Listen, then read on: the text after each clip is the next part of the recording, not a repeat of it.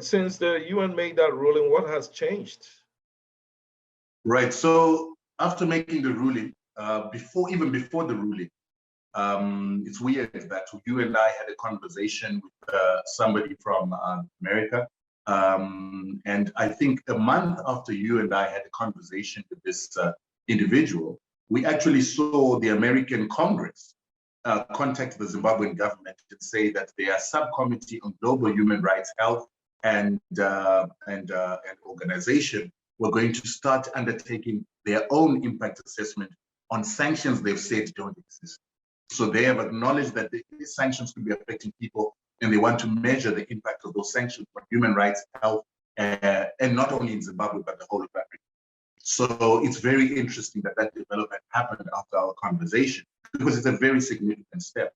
And the Congress informed the Zimbabwean Pollard that they are doing this with the intention of removing sanctions.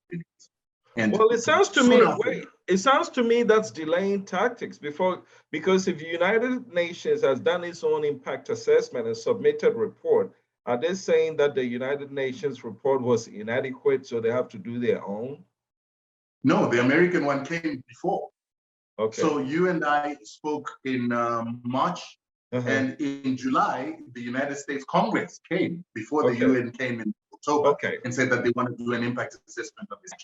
Very interesting development. And I think what makes the development interesting is that the person we were talking to actually has very great influence on Congress. And so possibly some work happened behind the scenes. And that's thanks to you.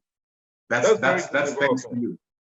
Yeah, because I think in our conversation, we did talk about the fact that the United States had not done in any impact assessment for 20 years of their sanctions in Zimbabwe and in other places in Africa.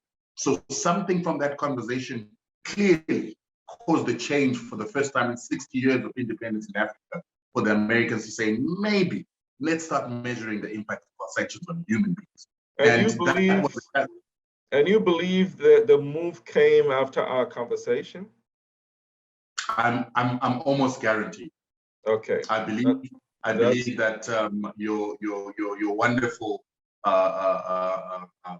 guest went and had some conversations with some important people who decision, and it is a humanitarian decision. So by the time that the UN came, there was already an impact assessment being done by the United States. And that is Congress. You see what I mean? Yes. That is Congress. And that particular impact assessment is still ongoing. I was asked to contribute a document by the Pollard, which is a body that was created of all people that have contested presidential elections in Zimbabwe. They've created a body called Pollard. And that Pollard was being seen as illegitimate by the political players in Zimbabwe. But when the United States Congress approached Pollard, it actually gave the body a lot of legitimacy and basically gave this picture of democracy in which there's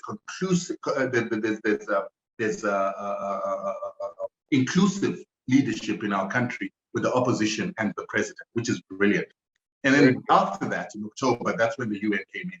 Yeah, and that was also on the government of Zimbabwe. And this all happened in 2021. This all happened in 2021 in a period of less than 4 months.